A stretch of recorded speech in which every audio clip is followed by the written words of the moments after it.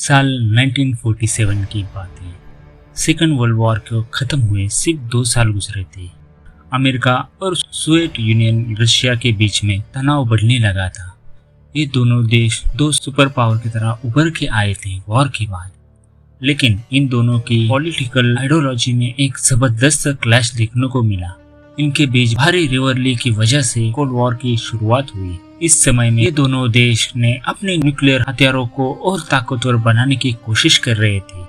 इसी के लिए ये दोनों देश एक इंटरकॉन्टिनेंटल बॉलिस्टिक मिसाइल की डेवलपमेंट करने लगे थे। एक ऐसी मिसाइल जिसका इस्तेमाल किया जा सके न्यूक्लियर हथियारों को डिलीवर करने के लिए, एक कॉन्टिनेंट से दूसरे कॉन्टिनेंट तक, अमेरिका से सोवियत यूनियन या सोवियत यूनियन से अमेरिका पर। ICBMS को इतने लंबे दूरी को कवर करने के लिए बेसिकली बाहर के स्पेस में रॉकेट लॉन्च करना पड़ता था। तो दोनों देशों को पता था कि अगर किसी भी देश ने ऐसी टेक्नोलॉजी डेवलप कर ली जिससे स्पेस में पहुंचा जा सकता है, तो उन देशों के हथियारों के मामले में एक बहुत बड़ा एडवांटेज होगा। इसी रीजन से दोनों देश कंपटीशन में लग गए कि कौन पहले स्पेस तक पहुंच सकता है।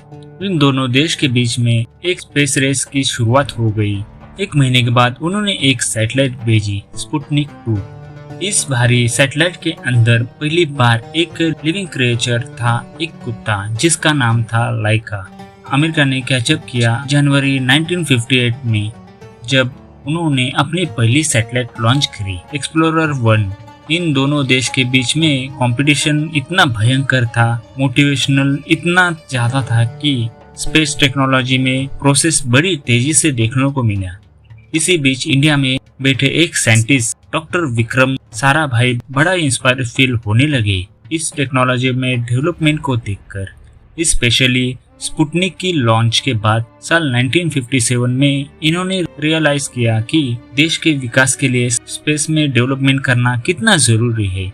साल 1962 तक इन्होंने जवाहरलाल नेहरू को कन्विंस कर दिया कि इंडिया के पास भी अपना एक स्पेस प्रोग्राम होना चाहिए। और कुछ इस तरह से जन्म होता है दोस्तों इसरो का। शुरुआत में इसरो का नाम होता है INCOSPAR, Indian National Committee for Space Research, और प्रधानमंत्री जवाहरलाल नेहरू इसे डेवलपमेंट ऑफ एटॉमिक एनर्जी के अंदर सेटअप करते हैं। डॉक्टर विक्रम साराभाई को इसका चेयरमैन बनाया जाता है और यही रीजन है कि डॉक्टर साराभाई को हम आज के दिन जानते हैं father of Indian space programme. अपने शुरू के दिनों में इनकॉस्पर के पास बहुत ही लिमिटेड इंफ्रास्ट्रक्चर और रिसोर्स होते हैं। यही कारण है कि ऐसे फोटोज आपको देखने को मिलेंगे जहां पर रॉकेट के पार्ट्स को साइकिल पर और बैलगाड़ियों पे ट्रांसपोर्ट किया जा रहा है। ऐसा ही इनकॉस्पर को किसी दूर के एक गांव में पुराने चर्च में बिशप के घर को कंट्रोल रूम बनाना पड़ता है। तो दूसरी तरफ ऐसे भी केसेस देखे गए हैं जहां पर बेलगुरु में किसी एक टॉयलेट को रिपर्पोज किया गया as a satellite data receiving centre के रूप में। रिसोर्स की कमी की वजह से शुरू में बहुत जुगाड़ करना पड़ता था, लेकिन इंडिया की स्पेस जर्नी ऑलमोस्ट इमीडिएटली शुरू हो गई थी। नवंबर 1963 में इनकॉस्पर के इस्टेब्लिश होने के सिर्फ 1 साल बाद इंडिया ने अपना पहला रॉकेट लॉन्च किया। ये एक साउंडिंग रॉकेट था, एक ऐसा रॉकेट जिसमें इंस्ट्रूमेंट होते हैं अलग अलग मेजरमेंट लेने के लिए, अर्थ की एटमॉस्फेयर में इलेक्ट्रॉनिक को स्टडी करने के लिए। इसे लॉन्च किया गया और उस वक्त इसे सप्लाई किया गया था नासा ने। इसके सक्सेसफुल लॉन्च के बाद इंडियन साइंटिस्ट को एक्सपीरियंस मिला, नासा से सीख मिली और फिर हमने बनाया अपना पहला खुद का साउंडिंग रॉकेट। इसे नाम दिया गया था रोहिणी 75 और 20 नवंबर 1967 को इसे सक्सेसफुली लॉन्च किया गया। इसके कुछ साल बाद 15 अगस्त 1969 को इंडिया के 22nd ईयर ऑफ इंडिपेंडेंस में इनकॉस्पर को रिनेम कर दिया जाता है इसरो के नाम से, क्योंकि अब ये सिर्फ कोई कमेटी नहीं थी, ये अपनी खुद की एक ऑर्गेनाइजेशन बन गई थी। एक ऐसी ऑर्गेनाइजेशन जिसका मकसद था स्पेस टेक्नोलॉजी का इस्तेमाल करना देश के विकास के लिए। एक बार फिर से डॉक्टर साराभाई को चेयरमैन बनाया जाता है इस ऑर्गेनाइजेशन का। संयोगवश डॉक्टर साराभाई जिंदा नहीं रहते इस मुकाम को देखने के लिए। उनका देहांत 1971 में ही हो जाता है कार्डिया अरेस्ट की वजह से। लेकिन उसके बाद अगले इसरो के चेयरमैन बनते हैं सतीश धवन, एक बहुत ही टैलेंटेड मैथमेटिकल और एरोस्पेस साइंटिस्ट। वैसे जो पहले सैटेलाइट की लॉन्च थी ये की गई थी सोवियत यूनियन से। इसरो ने सोवियत यूनियन की मदद ली थी क्योंकि इंडिया और सोवियत यूनियन के बीच में एक एग्रीमेंट हुई थी। लेकिन आने वाले दशक में 1980 में एक नया रिकॉर्ड टूटता है। इंडिया सक्सेसफुली हो जाता है अपनी खुद का सैटेलाइट लॉन्च व्हीकल बनाने में। तो बाकी देशों पर अब डिपेंडेंट रहना जरूरी नहीं था सैटेलाइट लॉन्च करने के लिए। पहला सैटेलाइट लॉन्च व्हीकल SLV-3 का इस्तेमाल किया जाता है रोहिणी सैटेलाइट को ऑर्बिट में भेजने के लिए। और इसके बाद इसरो को कई और सैटेलाइट लॉन्च व्हीकल पर काम करता है, जैसे कि augmented satellite launch vehicle ASLV या फिर polar satellite launch vehicle PSLV और जियो सैटेलाइट लॉन्च व्हीकल GSLV, जिसका इस्तेमाल किया जाता है सैटेलाइट को जियो स्टेशनरी ऑर्बिट में भेजने के लिए। साल 1983 में इसरो एक बार फिर से नासा की मदद लेता है इन सैटेलाइट को लॉन्च करने के लिए। इन सैट का फुल फॉर्म है Indian national satellite system.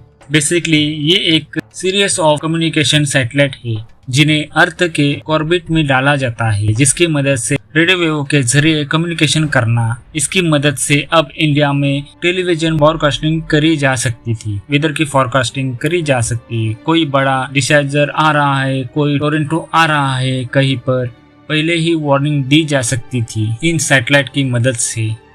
Interesting चीजें ये थी देखने वाली कि जहां एक तरफ अमेरिका और सोवियत यूनियन एक दूसरे से बड़े कंपटीशन में लगे हुए थे, इंडिया ने टाइम टू टाइम इन दोनों ही देशों की स्पेस एजेंसी की मदद ली। अप्रैल 1984 में एक और रिकॉर्ड टूटता है। राकेश शर्मा एक फॉर्मर इंडियन एयरफोर्स के पायलट और इकलौते इंडियन सिटीजन बन जाते हैं स्पेस में जाने वाले थे। एक्चुअली में सोवियत यूनियन के रॉकेट ट्विस्ट T-11 में बैठकर स्पेस में गए थे। राकेश शर्मा 8 दिन तक स्पेस में रहे थे as a part of Soviet Intercosmos programme. तब 2013 में इंडिया का पहला मार्स ऑर्बिट मिशन लॉन्च किया जाता है और इंडिया इतिहास में पहला देश बन जाता है मार्स के ऑर्बिट में सक्सेसफुली एंटर करने वाला फर्स्ट अटेम्प्ट में। इसरो को एज ए स्पेस एजेंसी दुनिया की टॉप स्पेस एजेंसी में गिना जाने लगता है। इंडिया को एक स्पेस सुपर पावर माना जाने लगता है। ये मार्स मिशन कई मायनों में ऐतिहासिक था। इंडिया चौथा देश था सिर्फ ऑर्बिट में जाने वाला मार्स के, और हमने ये कर दिखाया था सिर्फ $74 मिलियन की कॉस्ट में, जो कि बहुत कम कॉस्ट होती है। जो हॉलीवुड फिल्म बनाई गई थी मार्टिन, उस फिल्म का बजट ही इंडिया के मिशन के बजट से ज्यादा था। $108 बिलियन उस पर स्पेंड किए गए थे वर्सेस 74 मिलियन यहाँ पर। लेकिन एक सवाल जो बहुत से लोगों के मन में जहाँ उठता है, इसरो की ये बड़ी अचीवमेंट नासा के सामने कितनी फिट बैठती है? क्या इसरो नासा की बराबरी कर सकता है? अब नासा की स्थापना दोस्तों सिर्फ 4 साल पहले की गई थी इसरो से साल 1958 में, लेकिन तब से लेकर अब तक नासा ने 1000 से ज्यादा अनमैन्ड मिशन और करीब 445 मिशन लॉन्च किए हैं आउटर स्पेस में। इनमें सबसे बड़ा था साल 1969 में, जब पहली बार इंसानों को चांद पर भेजा गया था। नील आर्मस्ट्रांग पहले आदमी बन गए चांद पर कदम रखने वाले अपोलो 11 के मिशन में। अमेरिका आज के दिन इकलौता देश है जिसने इंसानों को चांद के सरफेस पर लैंड कराया। इसके अलावा इनका केल्पर एस्केप टेलीस्कोप, जिसे हजारों एस्को प्लैनेट को डिस्कवर किया है, यानी वो प्लैनेट जो हमारे सोलर सिस्टम के बाहर है। नासा की मदद ही इंटरनेशनल स्पेस स्टेशन को लोअर ऑर्बिट में प्लेस किया गया है।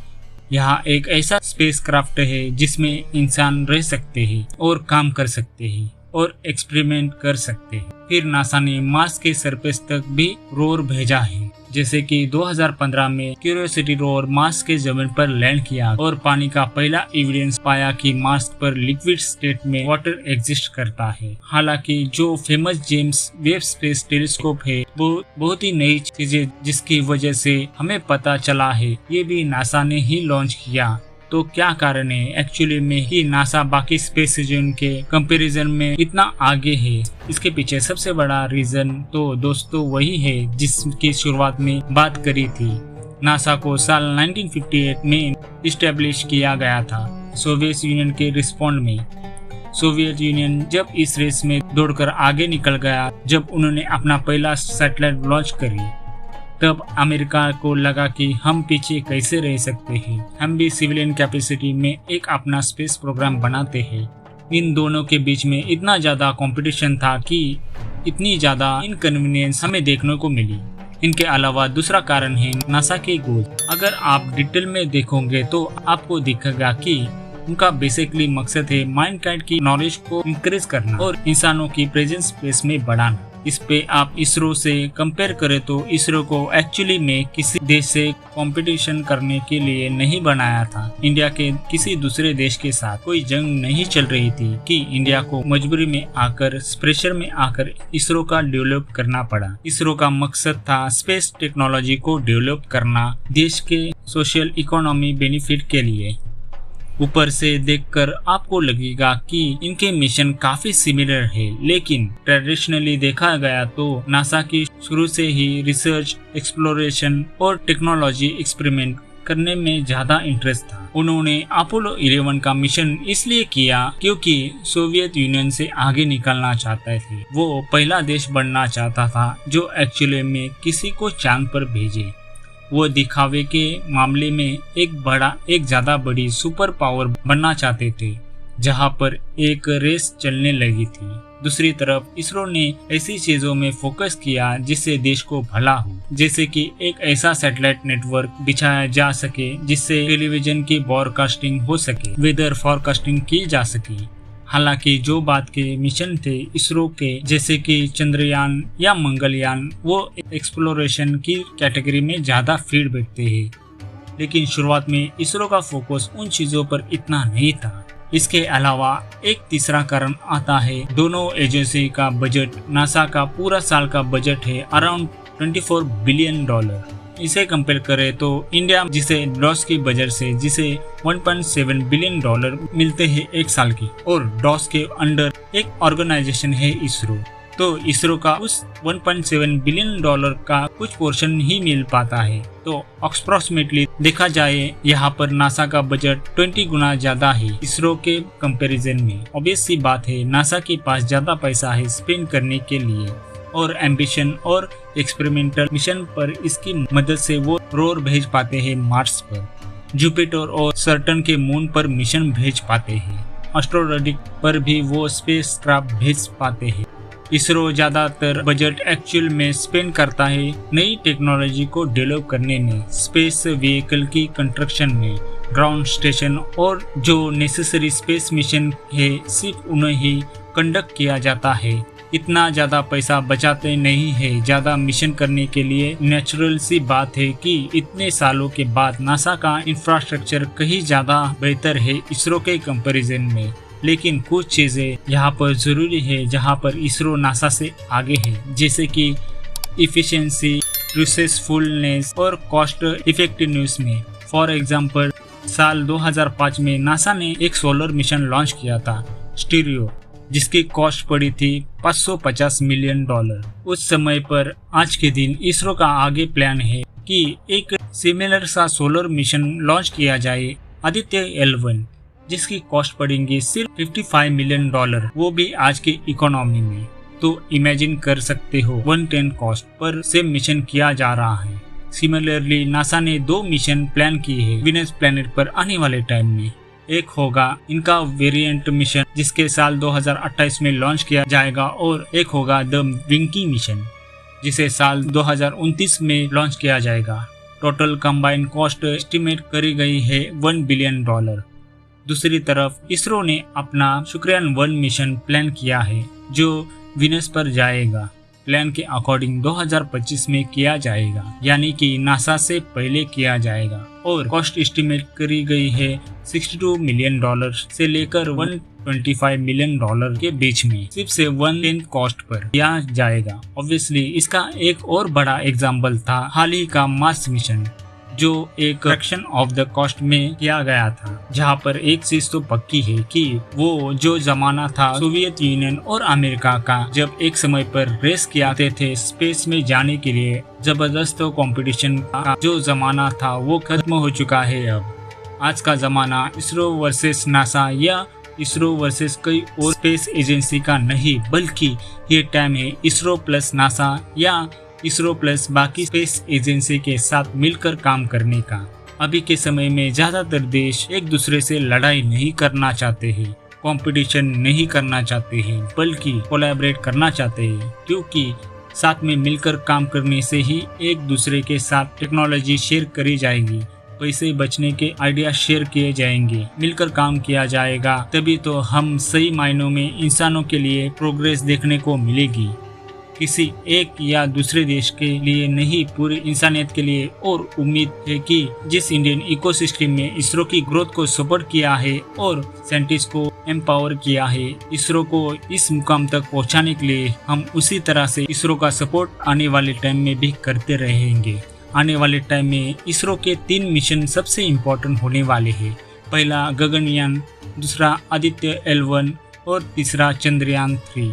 एक्सपेक्ट किया जा रहा है कि इन तीनों को अगले 2023 में लॉन्च किया जाए। इनमें सबसे इम्पोर्टेंट मिशन होगा गगनयान मिशन, क्योंकि ये देश के इतिहास में सबसे पहला मैन मिशन होगा टू स्पेस। आज इसरो ने सभी इंसानों को स्पेस में नहीं भेजा है, ये गगनयान पहला मिशन होगा जिसमें ऐसा अटेम्प्ट किया जाएगा। दोस्तों, अगर ये वीडियो आपको जरा सा भी पसंद आया होगा तो वीडियो को लाइक करने के साथ सब्सक्राइब भी जरूर कर देना।